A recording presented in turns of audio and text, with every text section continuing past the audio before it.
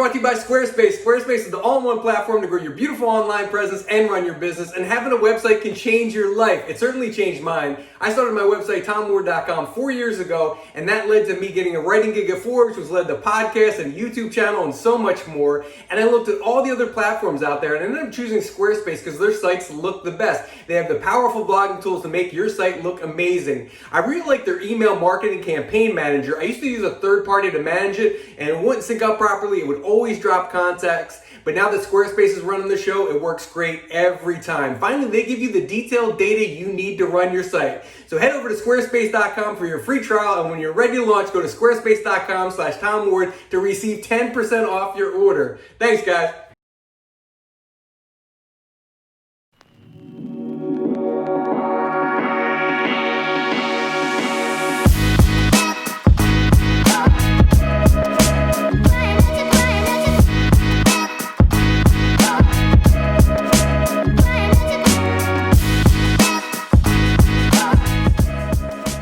All right, welcome to the Tom Ward Show, where we talk to the biggest influencers in the world. I'm sitting here with one of the biggest influencers in the world, Josh Richards. Hey, thank you very much, man. How are you? I'm good. That's good. So this is going to be unlike most interviews you do, where we're not talking about your dating life. We're not talking about TikTok drama. Right. You know, everybody probably just dropped off. Yeah, that's. I mean, I think every interview I've had, it's like they start with the business or like they'll throw it in. I'm like, oh yeah, this is gonna be a dope interview. And then it's so Nessa. It's like they just like slide that one right in. Of course, you got to butter you up first. Yeah. But I want to talk all business because you especially, but all the Sway guys now are like angel investors involved in startups, creating their own products.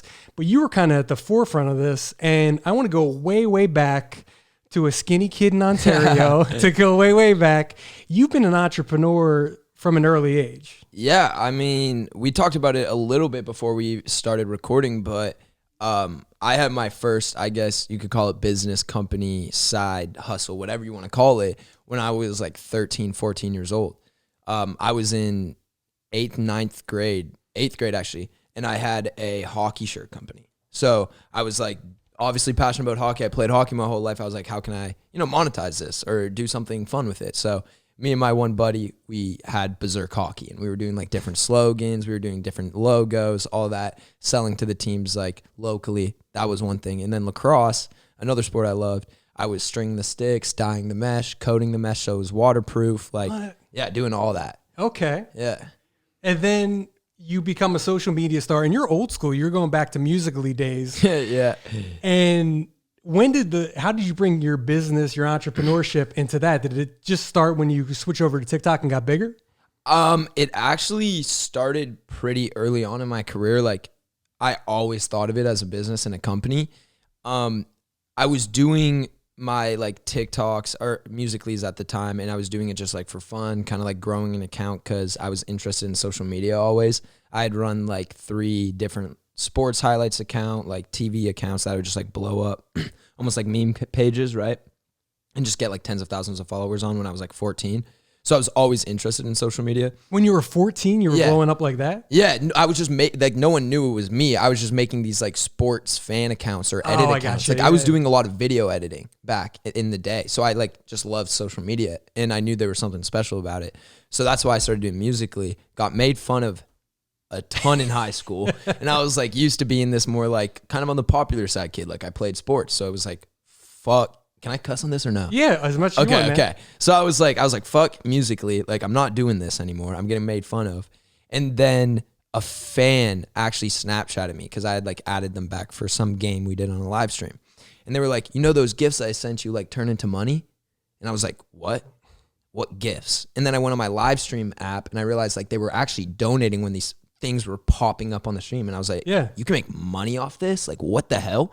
I went into my bank account on Musical.ly or whatever you want to call it, wallet, and it had like $96 in it. And as a 14-year-old kid, I was like, holy shit, $96. For like, fucking around. Yeah. Just like being on a live stream. I think I did one live for like 30 minutes and that was it. And and $96 was sitting in my account, American too. I'm Canadian, so $96 American is like $100,000. It's real money. So I was like, this is crazy. And ever since that day, I started treating it like a business. I was studying like the algorithm. I was making sure every time I was going live, like I was growing my fan base from my live stream, because I was a small creator. I knew I couldn't grow on the app very well, but the live stream market on Musical.ly I hadn't been touched into yet. So I was just like always treating it like that. My sister hired at like a 15% commission-based salary to do stuff for me, like having employees at 14 years old. Dude. Like that's what I was doing. Is she younger? Yeah, she would have been 13. Okay. I was 14. Yeah, she's a year younger. So you weren't fucking around from an early age. You're not just a kid in high school like, hey, I'm going to make something cool, and if I get a lot of views on it, I was always like, I'm always like someone that when I get passionate about it, I plan it. And I think sometimes to like an annoying point, like I'll be thinking of an idea with Noah Beck, for example, right? If it's like our rundown podcast that we had. And I'll think of the idea, me and Noah will talk about it, we'll be done the meeting, and then I'm the guy that like keeps texting Noah, or we'll like FaceTime Noah an hour later and be like, bro, I've thought of this, and this, like let's develop into this. Like that's me. I'm that guy. Now is Noah that guy? Noah's more like, passive? Yeah. Noah's more of a passive guy and like passion project guy. I got a podcast with Griffin. Everyone check that out. I'm like you. I'm more, hey, check this out. Yeah. I'm ghosted. Yeah, I know. So Griffin, are you there? But so you blew up. When did you make the move to TikTok? So were you still in high school this whole time? Yeah, like high school this whole time. I think I would have been 16 years old when Musical.ly was acquired by ByteDance and turned it into TikTok. And I actually was live streaming when they changed the app. Like they had this big announcement. There was like a announcement party in LA at the time, but I was in the Eastern time zone. So it was like 12 o'clock at night when they switched the app over. So I was live streaming because I live streamed a lot. And I was like waiting for the app to crash or like delete. And people were like, the rumors about like everyone's accounts are restarting. And I had 800,000 followers at the time when they switched to TikTok. Holy shit. So I wasn't like big. Wow. I wasn't like a huge creator. Dude, 800,000 when you're in high school. And it's not like the TikTok days where it's easy to kind of get 800,000. This is back in the day. Yeah. I was sitting in a weird spot though, where it was like 800,000 followers, but they weren't engaged like my fans now. Like it might have been 800,000 accounts that followed me, but I didn't have the actives that most people at 800,000 followers would have had. I was doing all right and I had viral videos, but people weren't actually like following me for me. They were following me for my content more. Yep. So yeah, I mean, they transitioned over. I was live streaming it. Like I remember instantly being like, I need to study this algorithm. Like there's something different because the For You page came out. Like it was a whole different app. Like, so I was like, okay, how do I start growing on this now? And like just very slowly, I started figuring out the shares, the likes, the comments, what pushed a video. So that's what gave me my blow up. Like TikTok, I figured out the algorithm, and then I saw that there was a tour going on in the summer. I had studied all the tours. I knew that the kids that went on the tours every single summer ended up being the hype guys. Like that's just how it worked out.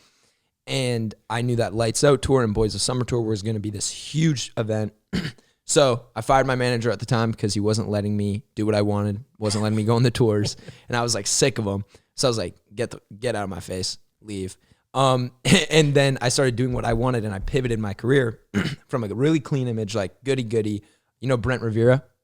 I interviewed him, and I won't say anything, but yes, I know but Brent you know what Rivera. I mean? Like, very like, clean. Cool guy, but very clean, and like not a single like I feel like he'd be canceled for drinking an energy drink type thing. You know what I mean? Oh, yeah. Like he can't do anything that has anything bad tied to his name. He has to be so careful. Like that was me. Yeah, but stay on that topic real quick. Can people relate to that? I mean, it seems inauthentic because he's up to some shit. He's smoking weed. Not Brent, maybe but not, but maybe like not like him, that. but somebody like him. Yeah. They're doing something shady on the weekends. 100%. And I think that's exactly where my mindset was and why I wanted to pivot my career and transition. And I saw that, like I said to you, like I had 800,000 fans, but they weren't necessarily engaged. Brent Rivera is one of the most followed people on social media, but not necessarily someone that has the best engagement percentage, right? Yep. And that's because, and this is no diss to him at all because he's killing it, but he isn't followed for who he is.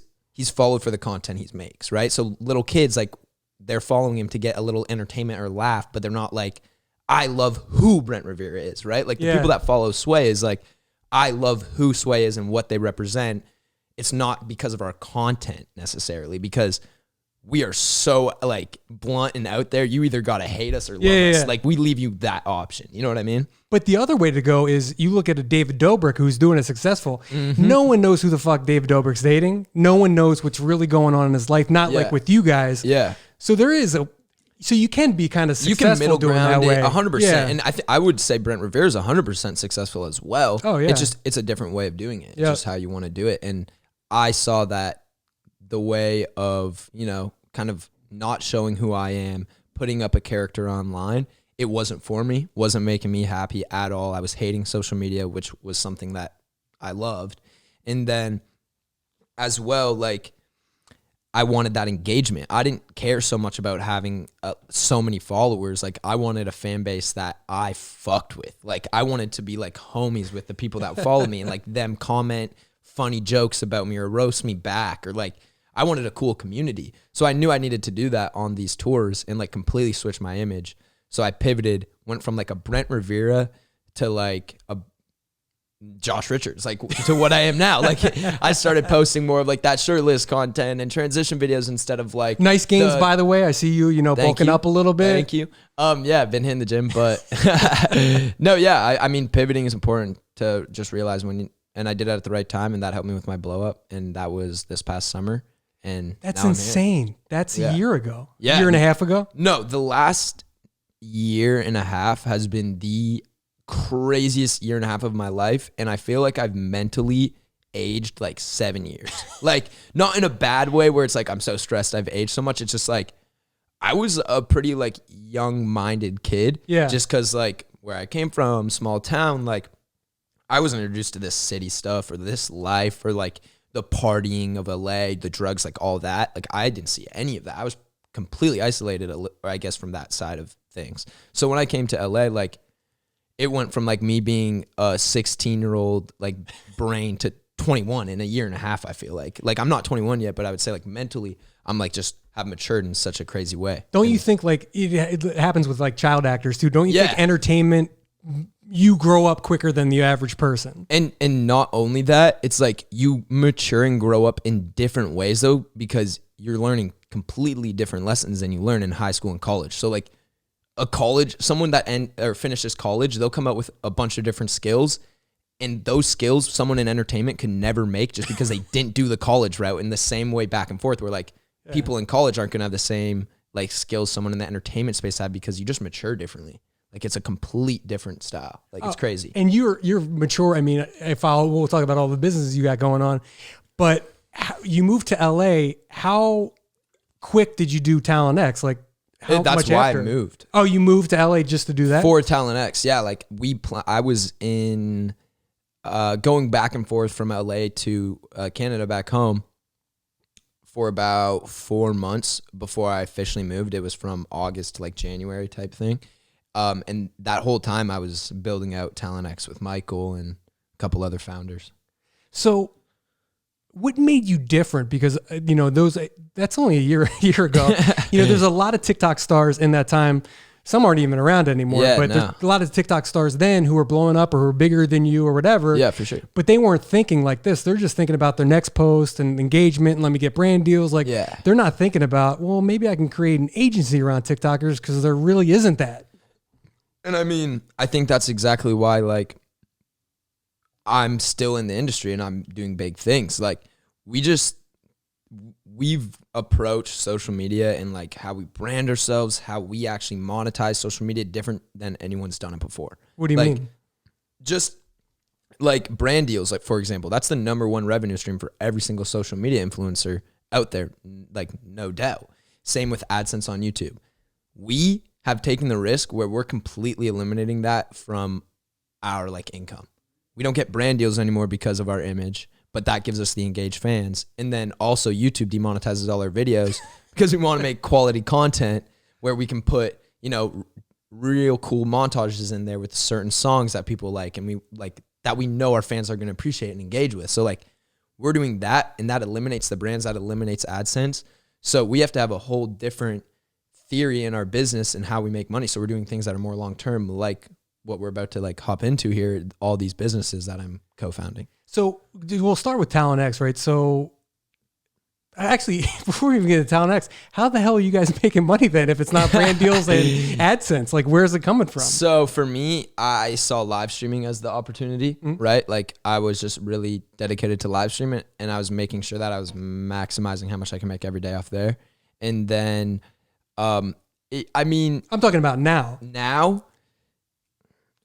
No, I'm kidding. I mean, there's merch, there's like the live streaming still, there's doing different shows. We can still get maybe some deals that aren't like, you know, the big like blue chip brands like Walmart or Amazon, or because, you know, they're a little scared of us. Yeah, sure. But yeah, you just gotta be thinking of new ways to create revenue streams. So you decide to do Talent X. Did you hook up with Gruen, or who were the guys? Shout out to Michael Gruen. Yeah, it was Michael, actually. I met him at Bryce's house, and then we just started talking, going over how I felt about the industry, and he wasn't very like educated in TikTok, didn't even really know what it was, but just had been in like the entertainment industry before.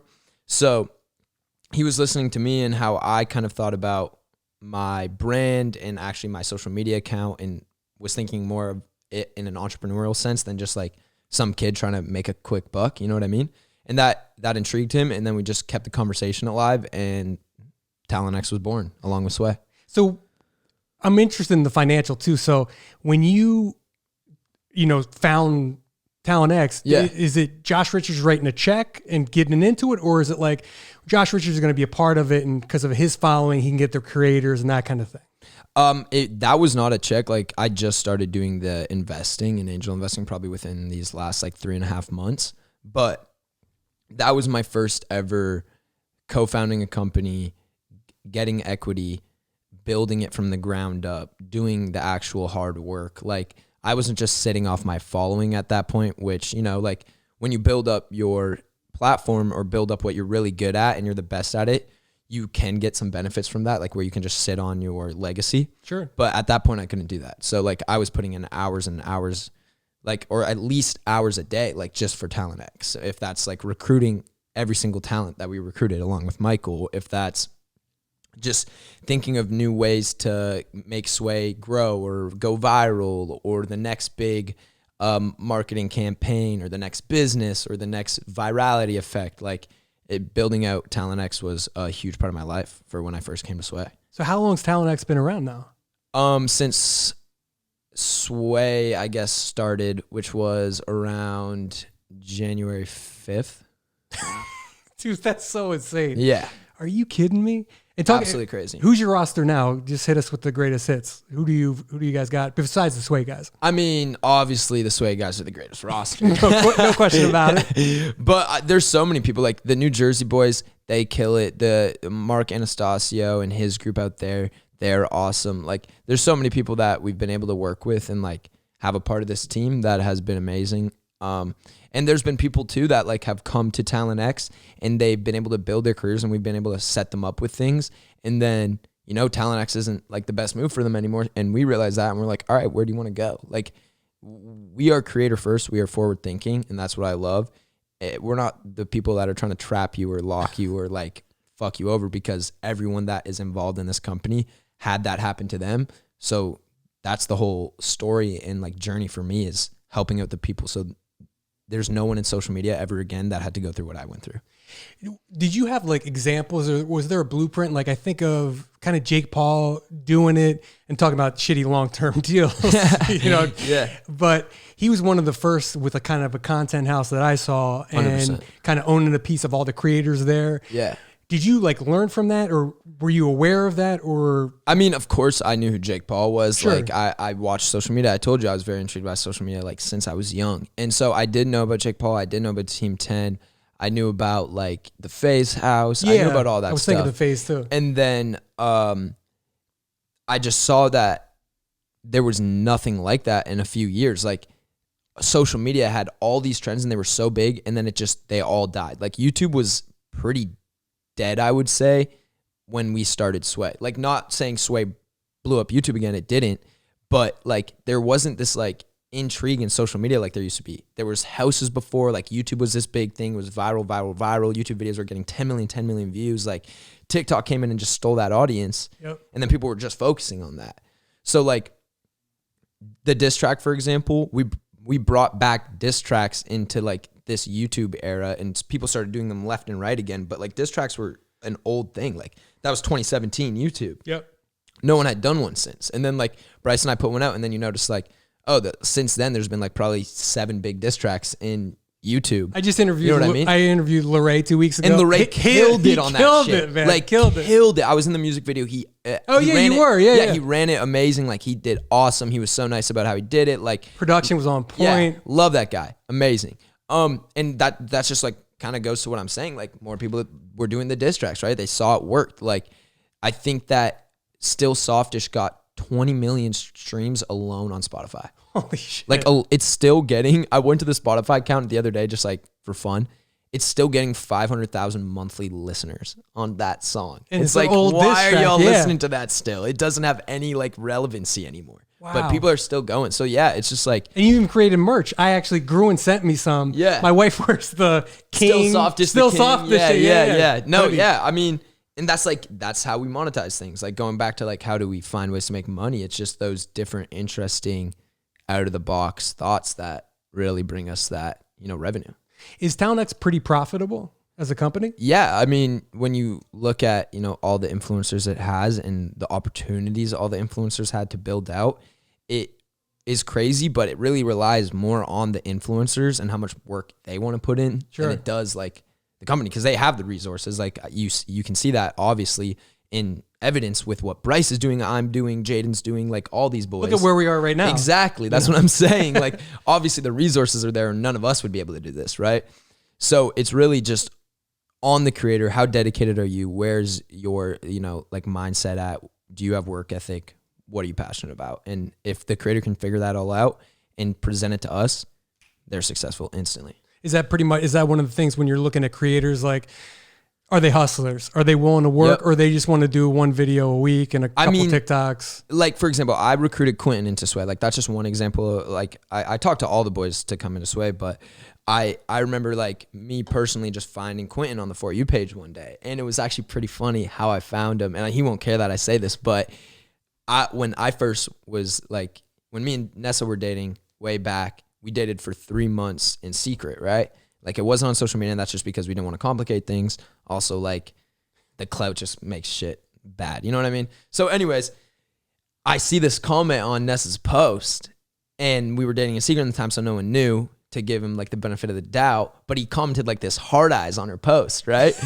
So I'm like, I see this hard eyes comment, and it's got like 600 likes because like, his fans are liking it or whatever in the comments. And I'm like pissed off, obviously. Like I get jealous. I'm like a jealous guy over someone that I love, right? So I'm like, gosh, what am I gonna do here? So I get the guy. I somehow got a Snapchat. Don't know how. If I DM'd, I was just like, send me your Snapchat. I Snapchat him. I was like, if you ever comment some stupid shit like that again on my girl's post, I'm just letting you know it won't be good for you. So I know you didn't know, and it was you might not have known, but just letting you know, don't ever do that again. And like, I was being kind of a dick. I'll give it to him. I was being a dick. And he was just like, yo, dude, I'm sorry. Like, no problem. And I was like, good. And then like, didn't text him for 2 days. Saw him on the For You page a couple times, checked out his account actually, and like was going through it and saw the work ethic he had, saw the way he was like treating social media, what he was posting, what he was thinking about. And I was like, this kid's got some shit. And then I Snapchatted him back, and he was probably expecting me to like roast him again or say something, call him out. I have no idea. But I literally just was like, yo, do you have a management company? Right after bitching this kid out. And then he was like, no. And I was like, have you heard of TalentX? And he was like, yep. I was like, what do you think about it? And he was like, I'm down. And then I just got on a call with him, told him to come out to LA. And we all met, and he was just like, he was the perfect one to join Select. Wow. He told me the story too, and Gruen made me cut it out of the interview. I mean, yeah, he probably did. His first night at Sway. Oh, and he made it's such a great story. I know. The new Juice WRLD album came out. Yeah, no. I mean, we just vibed so well with Quinn. I remember him like playing with a lighter in the corner of the room, like, and because he was kind of new, so he wasn't like very energized or like talking and like starting conversations. Yet he was more just like listening and feeling out the vibe. And I kind of like noticed that as well. And I looked over at Jen and I was like, I want to make this kid feel included. So I looked at Jaden and I was like, dude, that is so us right there, like playing with the lighter like that. Like he is one of us.